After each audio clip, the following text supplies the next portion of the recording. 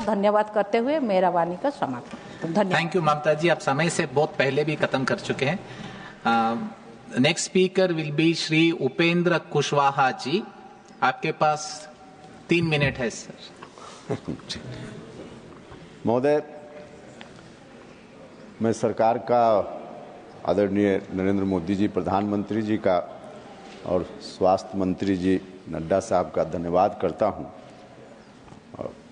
पहले हम लोग जब इलाके में घूमते थे, गंभीर बीमारी से कोई गरीब आदमी पीड़ित होता था, उसके पास उसकी जेब में पैसा नहीं होता था, तो उसके चलते हम लोगों के समक्ष अपना आवेदन करता था, लेकिन उसमें हम लोग भी विवश थे, कुछ कर नहीं पाते थे।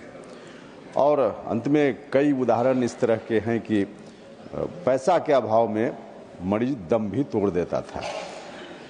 इस समस्या का ध्यान हमारे प्रधानमंत्री जी ने किया और इसको एड्रेस करने के लिए आयुष्मान भारत योजना, इस योजना के लिए जितना धन्यवाद दिया जाए कम होगा। महोदय, इसके साथ साथ जन औषधि को इंट्रोड्यूस भारत की सरकार ने किया। सस्ते दाम पे दवा मिलती है, तो गरीबों के लिए बहुत ही प्रगतिशील, बहुत ही अच्छा कदम है यह। इसके लिए मैं बार बार धन्यवाद करता हूँ। इसके अतिरिक्त स्वास्थ्य सुविधाओं में भी निरंतर वृद्धि की जा रही है।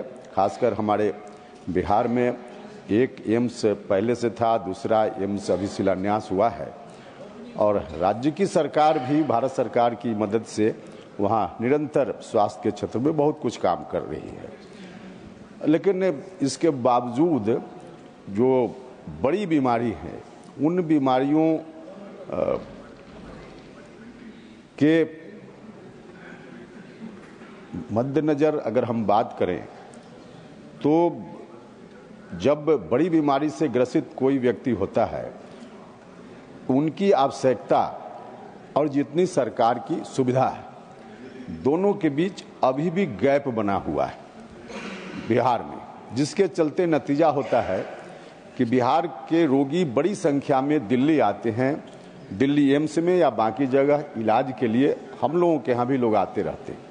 और विडंबना यह है कि एम्स जैसी, दिल्ली की एम्स जैसी बड़ी संस्था में भी वहाँ के डॉक्टर्स की मजबूरी होगी कि डॉक्टर को भी मालूम है कि यह जो पेशेंट है 2 महीना से ज़्यादा अगर ठीक से इलाज न हो तो सर्वाइव नहीं करेगा। सर्जरी की ज़रूरत होती है, अब उस सर्जरी के लिए भी 2 महीना में मर जाएगा, लेकिन उसको 1 साल के बाद का समय दिया जाता है, 1.5 साल के बाद का समय दिया जाता है। डॉक्टर को यह मालूम है, लेकिन उसकी व्यवस्था इतनी भीड़ होती है, आखिर डॉक्टर भी क्या करे। तो यह जो गैप है, अगर बिहार में इस तरह की सुविधा और हो जाती तो बिहार के रोगियों को यहाँ, खासकर गरीब लोगों को नहीं आना पड़ता। तो इसके लिए मैं सरकार से आग्रह करना चाहता हूँ कि 1 मिनट महोदय, थोड़ी सुविधा बिहार में और बढ़ाई जाए। जो एम्स वहाँ पटना में पहले से चल रहा है, उसमें अभी भी सभी डिपार्टमेंट्स नहीं हैं, अप टू द मार्क अभी भी नहीं है। इसलिए उसमें तमाम जो डिपार्टमेंट्स हैं उसको जल्दी से जल्दी शुरू किया जाए। साथ ही एक दूसरा एम्स दरभंगा में बनाने की शुरुआत हो गई है। पटना का एम्स बिहार के बिल्कुल केंद्र में है। दरभंगा का एम्स जो अभी शुरुआत बनने के लिए उसकी हुई है, वह बिल्कुल नेपाल के बॉर्डर पर है। इधर जो दक्षिण बिहार का पूरा हिस्सा है, जो झारखंड के बॉर्डर पर है, वहाँ इस तरह की कोई सुविधा नहीं है। तो माननीय मंत्री जी से मैं आग्रह करना चाहता हूँ कि शाहबाद का इलाका, सासाराम, और जस्ट कंक्लूड कर रहे हैं महोदय, सासाराम जो बिल्कुल बॉर्डर से झारखंड से लगा हुआ डिस्ट्रिक्ट है रोहतास, वहाँ या औरंगाबाद, उस बीच में जो जीटी रोड है वह भी वहीं से सड़क गुजरती है, एक्सीडेंट्स वगैरह भी होते रहते हैं। तो उसके आसपास एक और एम्स खोलने पर सरकार गंभीरतापूर्वक विचार करे, मैं सरकार से आग्रह करना चाहता हूँ। एक सुझाव अंत में देकर अपनी बात मैं समाप्त करूँगा।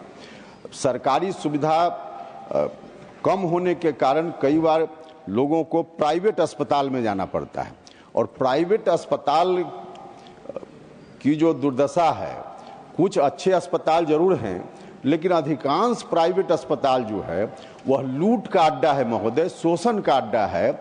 कई तो इस तरह के उदाहरण आए हैं कि वहां डेड बॉडी को रख करके और तब इलाज के नाम पर परिवार से पैसा वसूला जाता है। तो इस तरह की स्थिति में गरीब आदमी परेशान रहता है।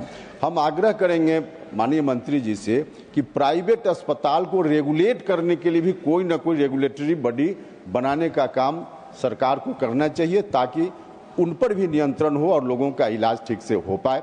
आपने समय दिया, बहुत बहुत धन्यवाद। Thank you Kushwaha ji.